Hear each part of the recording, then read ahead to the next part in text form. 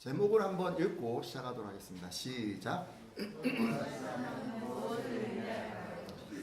여러분, 오늘은 그 예수님의 다시 사심을 기념하는 부활절입니다. 그러니까 지금으로부터 한 2000여 년 전에 저와 여러분의 죄값을 치르시기 위해서 죄 없으신 예수 그리스도께서 골고다 언덕에서 십자가 형틀에 달려 죽으셨습니다. 그분의 죽으심으로 인해서 우리는 예수 그리스도를 믿음으로 의롭게 될 수 있었죠. 그리고 이렇게 우리를 위해서 희생해 주신 예수 그리스도께서는 십자가에서 죽으신 것으로 끝난 것이 아니라 3일 만에 다시 살아나셨습니다. 그러기에 이런 사실을 알고 있는 우리들은 예수 그리스도께서 다시 오시는 세상의 마지막 날이 되면 우리들도 그분과 동일하게 육체를 입고 부활할 것을 믿습니다. 따라서 부활절은 과거에 있었던 예수님의 부활을 기념하는 절기인 동시에 미래에 있을 우리들의 부활을 미리 감사하는 절기인 셈입니다. 오늘 함께한 예배자들은 이런 부활에 대한 내용을 잘 알고 계시리라 믿습니다. 지금으로부터 2000여 년 전 예수님께서 잡혀서 십자가에서 죽으시기 전에도 그분의 제자들 중에는 저와 여러분처럼 예수님의 그 부활에 대해서 잘 알고 있는 사람들이 있었습니다. 오늘은 이 사람들을 통해서 부활을 아는 것 그리고 부활을 믿는 것 이 두 사이에 어떤 차이가 있는지에 대해서 나눔을 갖고자 합니다. 말씀을 통해서 부활을 알고 또 믿으심으로 예수님 안에 있는 부활의 능력을 회복하시기를 부탁드립니다. 오늘 본문은 요한복음 11장인데요. 여기를 보면 예루살렘에서 2km 정도 또는 3km 요 정도 떨어진 베단이라고 하는 마을, 그 마을이 나옵니다. 그 마을에 나사로가 살고 있었죠. 나사로에게는 두 명의 여동생이 있었는데 누구였을까요? 마르다와 마리아. 이렇게 이제 3남매가 살고 있었어요. 이 사람들이 예수님과 굉장히 각별한 관계였던 것 같습니다. 어떤 관계였을까요? 요한복음 11장 5절 말씀을 읽도록 할 텐데요. 같이 한번 읽어주시겠어요? 시작. 예수께서 아멘. 예, 마르다와 동생은 여기 마리아를 얘기하는 것 같고요. 그리고 나사로 이렇게 이제 세 사람을 어떻게 하셨다고요? 사랑하셨다고 이렇게 기록하고 있습니다. 정말 각별한 관계 아닌가요? 저도 이렇게 좀 예수님 사랑받고 싶은데 여러분도 사랑받고 싶지 않으십니까? 성경에 기록될 정도면 예수님이 얼마나 사랑하셨을까요? 모르긴 해도 이 3남매가 예수님을 정말 말씀을 잘 듣고 따르고 순종했던 그런 제자라고 생각이 됩니다. 아주 신실한 사람들이었던 것 같아요. 근데 그만요, 이 세 사람 가운데 이 나사로가 중한 병에 들었습니다. 그러자 그의 여동생들은 예수님께서 오셔서 고쳐주기를 바라는 마음에 사람을 보냅니다. 아니 근데 여러분 그렇지 않나요? 아니 어떻게 예수님이 사랑하는데 그 사람이 중병에 걸릴 수 있을까요? 우리는 그렇게 생각하지 않습니까? 예수님이 사랑하면 중병에 걸리지 않아야 된다 이렇게 이제 생각하지 않나요? 근데 그렇지가 않아요, 여러분. 예수님께서 사랑하는 그 사람도 질병에 걸릴 수 있습니다. 때로 성도님들 중에는 예수님만 믿으면 세상 살아가면서 어려운 일 한 번도 안 만날 것이다 라고 생각하시는데 그렇지가 않아요. 예수님께서 사랑한다라고 이렇게 기록될 정도로 이렇게 정말 신앙생활을 잘하는 이 사람들도 질병에 걸린 것으로 보아서 우리들도 마찬가지로 질병에 걸릴 수 있다고 생각을 합니다. 따라서 여러분이요, 어려운 일을 딱 만난 거예요. 그래서 딱 그런 상황이 된다고 해서 예수님이 나를 사랑하시지 않는 건 아닌가? 라고 이런 식으로 생각하시면 곤란합니다. 예수님께서 여러분을 사랑하셔도 나사로처럼 질병에 걸릴 수 있고 또 인생에서 어려운 일을 만날 수 있습니다. 자, 그러면 여러분, 예수님께 그러니까 예수님께서 사랑하는 이 사람들이 지금 사람을 보내왔잖아요. 빨리 오셔서 고쳐달라고 이렇게 지금 사람이 와서 얘기를 했잖아요. 그러면 예수님은 어떻게 하셨을까요? 제 생각에는 마음이 막 그렇게 가는 사람들이 와서 어떤 부탁을 하면 딴 거 다 접고요. 하던 거 딱 내려놓고 그냥 발로 달려갔을 것 같은데, 근데 말씀을 보면 예수님께서는 나사로가 죽을 병이 아니라고 하시면서 전혀 서두르지 않으시고 그곳에 이틀이나 더 머물러 계셨습니다. 아니 예수님은 좀 빨리 확 가주시면 얼마나 좋아요, 그죠? 근데 거기서 그냥 계속 계신 거예요. 머물러 계셨던 거예요. 성경 말씀 좀 읽다 보니까 나중에 예수님이 오시기는 했는데 나사로 집에 예수님이 도착했을 때는 이 시신을 장사한 지 이미 4일이나 됐던 4일째 되는 그런 날이었습니다. 그러니까 제 생각엔 그래요. 빨리 가도 이게 이제 시간을 못 맞출 거라고 생각을 해서 죽기 전까지 도착할 수 없기 때문에 뭐 그러셨을 수도 있지만 그것보다는 좀 직접적인 이유가 있습니다. 15절을 보면요. 내가 거기 있지 아니한 것을 너희를 위하여 기뻐하노니 라고 그렇게 말씀하신 것으로 보아서 예수님께서는 나사로가 죽기를 바라셨던 것으로 보입니다. 아니 예수님이 사랑하는 나사로가 죽기를 바라셨다고요? 아니 예수님 어떻게 매정하실 수가 있어요? 자신을 잘 따르는 사람 그리고 자기가 사랑하는 사람이 죽기를 바라셨던 것 같아요. 아니 어떻게 이렇게 잔인할까요? 정말 이상한데 여러분은요 왜 예수님이 이렇게 하셨다고 생각을 하십니까? 잠시 말씀 보도록 할 텐데요. 요한복음 11장 11절 말씀입니다. 같이 한번 읽어주시겠어요? 시작. 이 말씀을 하신 후에 또 이르시되 우리 친구 나사로가 잠들었도다. 그러나 내가 깨우러 오리라. 아멘. 예수님은 뭐라 그러시냐면 이제 그 이후에 제자들에게 그렇게 얘기를 하셨어요. 지금 나사로가 잠들어 있다. 그래서 내가 그를 깨우겠다. 깨우러 가겠다. 이렇게 이제 말씀하셨어요. 그러니까 예수님은 나사로의 죽음을 그냥 잠시 잠들어 있는 것처럼 생각하셨던 것 같습니다. 그리고 잠들어 있는 나사로를 깨우시겠다고 말씀하셨어요. 그러니까 죽은 나사로를 다시 살리시겠다고 이야기하신 것입니다. 그러니까 예수님은 나사로가 죽는 것을 원하지 않으셨어요. 지금 말씀을 보면 예수님은 나사로를 다시 살리시려고 그런 의도를 가지고 그냥 죽는 것을 그냥 놔두신 거예요. 다만 의도적으로 늦게 오신 것은 유대인들에게 완전히 죽은 사람이라는 것을 인정받고자 함이었습니다. 유대인들은 그랬던 것 같아요. 이제 사람이 죽은 이후에 4일째 정도가 되면 육체가 이미 부패가 진행이 되고 그 영혼은 완전히 하늘나라에 갔다고 그들은 믿었습니다. 소생 가능성이 전혀 없다고 그들은 믿었던 거죠. 따라서 예수님께서는 모든 유대인들이 완전히 죽었다고 인정하는 바로 그 순간까지 일부러 기다리신 것으로 보입니다. 아니 그러면 나사로가 죽은 후에 다시 살리는 이 일을 이게 번잡스럽게 자꾸 하시려고 한 그 이유는 무엇이었을까요? 뭔가 의도가 있었을 것 같은데 한번 보도록 하겠습니다. 요한복음 11장 15절 말씀인데요.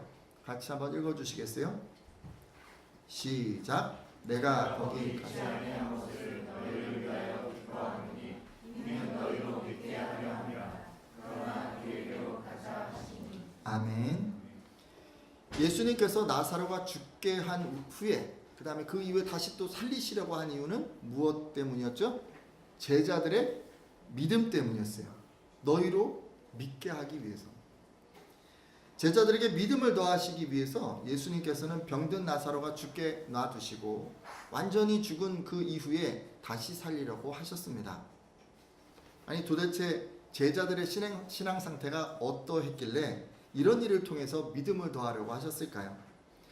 우리는요 이 나사로의 여동생들과 그리고 예수님과의 그 대화를 통해서 당시 제자들의 믿음을 진단해 볼 수 있습니다. 계속해서 이제 말씀을 좀 보도록 할 텐데 예수님이요 그래서 결국 이제 나사로의 집을 방문하시게 돼요. 좀 늦지막하게 오셨어요. 그랬더니 자매 가운데 그 언니격인 이 마르다가 마중을 나옵니다. 그리고 예수님께 주님께서 여기 계셨으면 제 오빠가 죽지 않았을 거예요.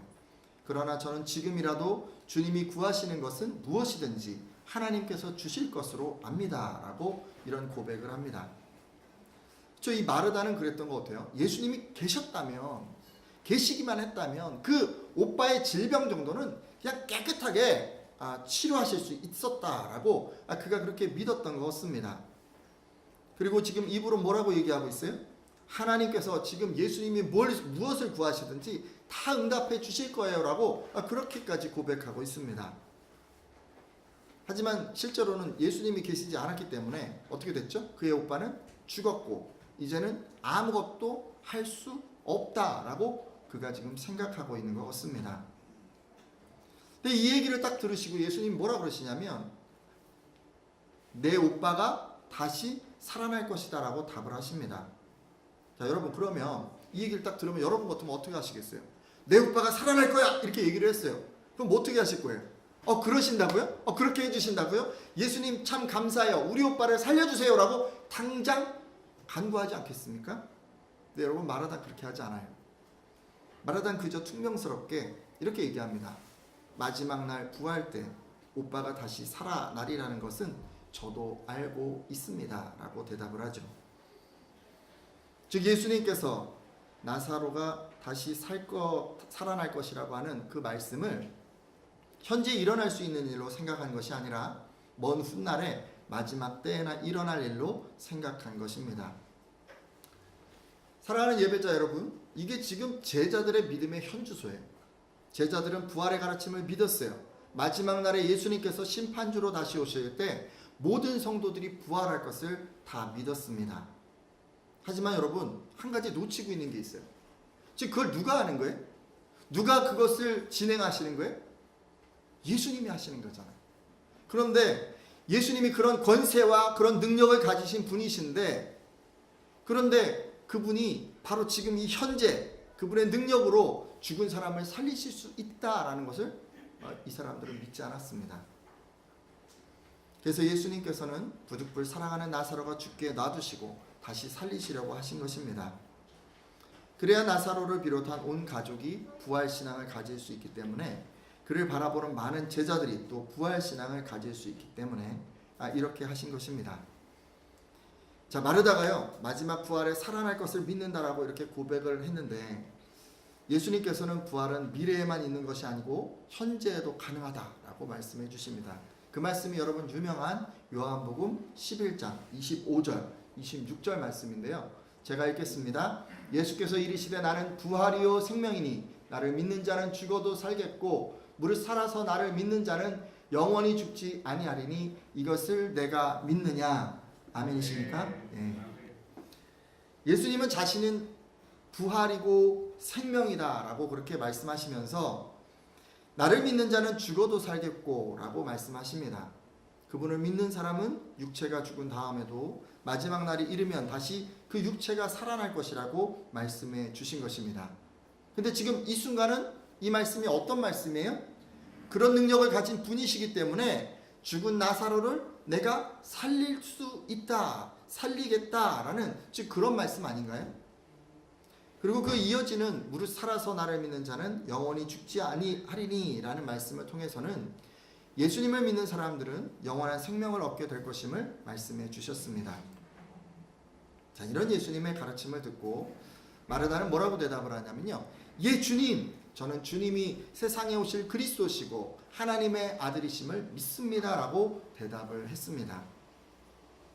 하지만 아직도요, 지금 말로는 지금 다 고백을 하고 있잖아요. 그죠? 말로는 부활을 고백하고 있고, 말로는 그리스도를 고백하고 있고, 말로는 하나님의 아들임을 고백하고 있는데 아직도 이 마르다는 예수님의 말씀의 의미가 무엇인지 파악하고 있지 못합니다. 오빠 나사로를 지금 살리겠다라고 말씀하고 계신데 그 말씀을 못 알아듣고 동문서답을 하고 있습니다. 그 후에 예수님은 이제 동생 마리아도 만나게 되는데 그녀도 역시 언니 마르다와 동일하게 주님께서 여기 계셨더라면 제 오빠가 죽지 않았을 거예요 라고 똑같이 이야기를 합니다. 그리고 함께 있던 유대인들은 아니 저 예수가 이 나사로를 사랑했다면서 맹인의 눈을 뜨게 한 그가 어떻게 이 사람은 죽게 그냥 놔두었는가 라고 이렇게 막 비아냥거립니다. 이처럼 제자들도 또 유대인들도 죽음까지 다스리시는 예수님의 능력을 믿지 않았던 것입니다. 예수님이 막 눈물을 흘리는 장면이 여기 막 나오는데 너무 마음이 힘드셨던 것 같아요. 비통한 마음으로 무덤으로 가셨습니다. 그리고는 무덤 문을 열라고 말씀을 하시죠. 그런데 그 앞에서 마르다가 또 만류를 합니다. 죽은 지 4일이나 돼서 냄새가 납니다 라고 얘기를 하죠. 그러니까 문 열지 말자는 거예요. 그랬더니 예수님이 뭐라 그러시냐면 내가 믿기만 하면 하나님의 영광을 보게 될 것이라고 내가 말하지 아니하였느냐라고 그렇게 말씀하시면서 부득불 이 무덤 문을 열라고 이렇게 말씀하십니다. 그리고 하늘을 우러러서 잠시 감사 기도를 드리시고 그리고 큰 소리로 외치시죠. 뭐라고 외쳤을까요? 나사로야 나오너라. 우리 같이 한번 외쳐볼까요? 시작. 나사로야 나오너라. 예, 나사로야 나오너라. 거기 성경 말씀 보니까 예수님이 크게 외쳤다고 기록이 되어 있더라고요. 나사로야 나오너라. 이렇게 이제 크게 외친 거죠. 근데 이렇게 외치시니까 이미 죽은 지 오래되어서 부패하고 있었던 그가 새 살을 입고 새 근육이 생기고 심장이 다시 뛰게 되어서 그가 다시 소생하게 됩니다. 부활한 거예요. 부활. 죽었던 나사로는 그의 무덤에서 손발이 배에 묶인 채 나왔습니다.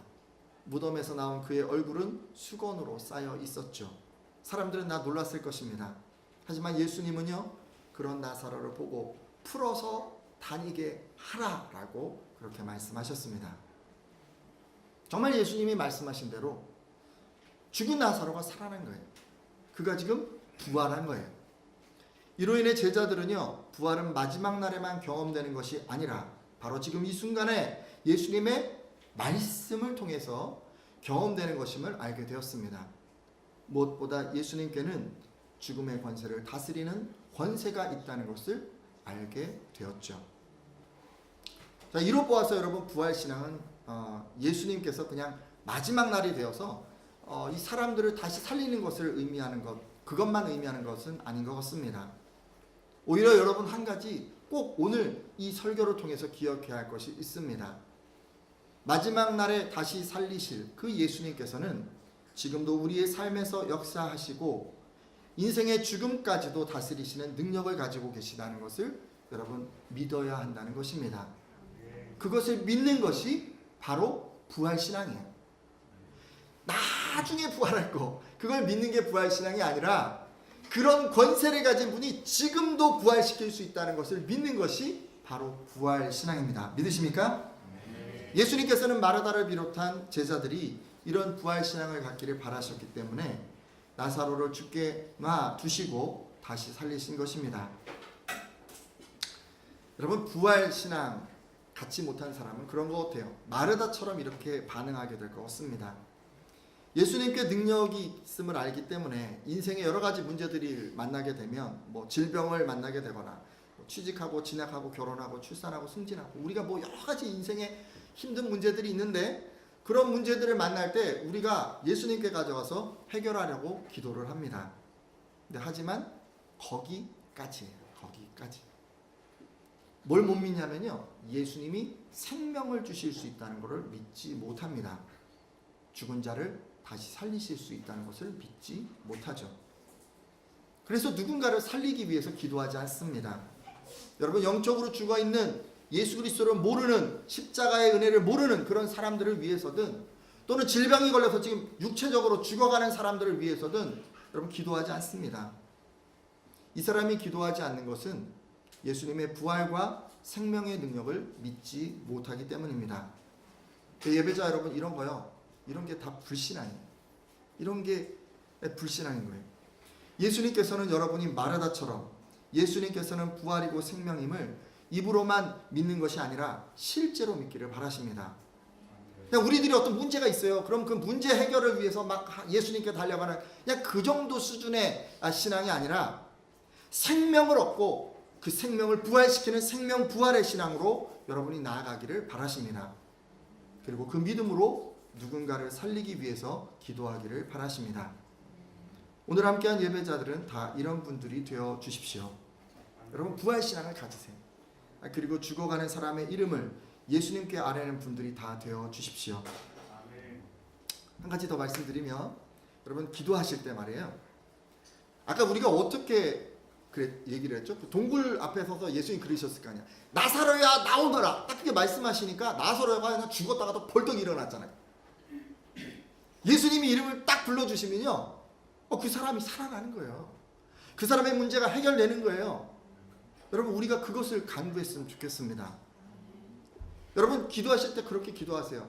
예수님, 누구누구를 위해서 누구누구 이름을 좀 불러주세요 라고 좀 그렇게 기도해 주십시오. 여러분께서 기도하시려는 그 사람은 이 나사로처럼요, 무덤과 같은 곳에서 소망 없이 누워 있을 수 있습니다. 어쩌면 아무도 찾아오는 이 없는 곳에서 외롭게 지내고 있을 수도 있고, 어쩌면 그 사람은 온갖 것에 온몸이 칭칭 감겨서 자신의 힘으로는 그 자리를 헤어나오지 못할 수도 있습니다. 바로 그런 사람을 위해서 여러분 예수님께 기도하셔야 돼요. 예수님께 좀 이렇게 해달라고 그러세요.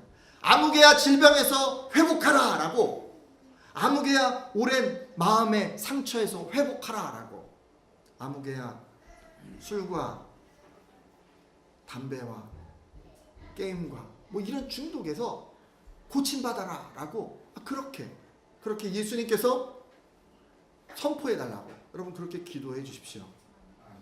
여러분이 이렇게 기도하실 때 예수님께서 그를 찾아가셔서 큰 소리로 그의 이름을 불러 주실 것입니다. 그러면 여러분 나사로처럼요 그냥 단번에 회복되고 단번에 살아가는 그런 기적을 우리가 체험하리라 믿습니다. 이 시간 기도하실 때 여러분 우리 생명부활의 믿음 정말 중요한 거 없습니다. 그냥 문제 해결의 그런 수준의 믿음이 아니라 생명부활의 그런 수준의 어떤 그런 믿음으로 나아갈 수 있도록 여러분 믿음을 더해달라고 기도해 주십시오. 그리고 혹시 여러분 주변에 이렇게 죽어가는 분들이 있으시면 그런 사람의 이름을 예수님께서 불러달라고 그렇게 기도해 주십시오.